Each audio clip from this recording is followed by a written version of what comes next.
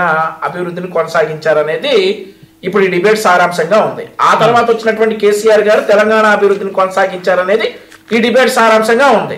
కానీ చంద్రబాబు నాయుడు గారి తర్వాత వచ్చినటువంటి జగన్మోహన్ రెడ్డి గారు ఎందుకు సార్ అమరావతిని నాశనం చేసేసారు?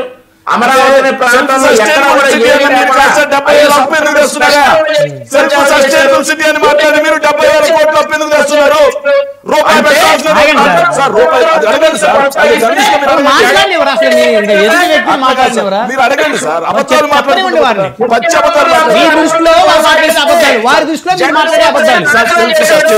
మాట వాస్తవమా కాదు?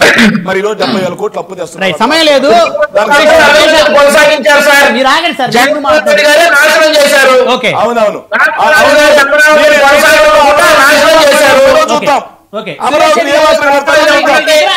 ఇప్పుడు తెలంగాణ చెందిన సురేష్ రెడ్డి గారు, హైదరాబాద్ చెందిన సురేష్ రెడ్డి గారు అన్నారు కదా సార్, మీరు ఒక 1 minute హైదరాబాద్ నగరం అభివృద్ధిలో ఎవరిది కీలక పాత్ర అనేది దయచేసి మీరు మీ అభిప్రాయం చెప్పాలి. ఇప్పుడు మేము ఇక్కడ ఛానల్ ఎందరో ఉన్నామండి నాయుడు గారు?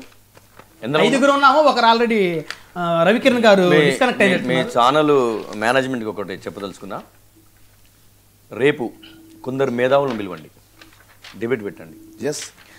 గత 20-30 సంవత్సరాల నుంచి ఉమ్మడి రాష్ట్రం తీసుకుందాం. ఉమ్మడి రాష్ట్రంలో ఏ సీఎం అంటే రామారావు దగ్గర నుంచి దానికన్నా ముందు నుంచి అంజయ్య అక్కడి నుంచి కూడా తీసుకొని ఇక్కడ మనం ఇప్పుడు బ్రదర్ మాట్లాడతాడు, వైసీపీ గురించి మాట్లాడతాడు, ఏ పార్టీ వాళ్ళు ఆ పార్టీ గురించి మాట్లాడతారు. ఇది ఫైనల్ కాదు. ఇది నేనేమంటున్నా అంటే ఇప్పుడు ఆ లాయర్ గారు అలాంటి వాళ్ళని మేధావులను పిలవండి, ఇక్కడ కూర్చుని పెట్టి చేయండి, అది రిజల్ట్ కరెక్ట్. కానీ నాకు తెలిసి చంద్రబాబు నాయుడు ఐటీ రంగం ఇలా ఒక ఆంధ్ర వాళ్ళు చాలా మంది అంటారు, బ్రదర్ కూడా నెల్లూరు కూడా చెప్తున్నా, అబ్బా చంద్రబాబు నాయుడు డెవలప్ చేసిందే మీ తెలంగాణ అంటాడు. అంటే వాస్తవంగా ఇది వాస్తవం. ఇది మాట్లాడారా? మీరే మాట్లాడతారా సార్? వైసీపీ ఒక్కనే మాట్లాడిస్తారా? మీరు మాట్లాడారా? ఆయన నన్ను మాట్లాడమంటే ఇవాళ ఐటీ ఎంప్లాయీ 1,00,000 మంది తీసుకోండి, ఒక ఓటింగ్ పెట్టండి, ఇది సాక్షాత్ చంద్రబాబు నాయుడే డెవలప్మెంట్ చేసిన. సమయం లేదు, దయచేసి మీరు మాట్లాడండి.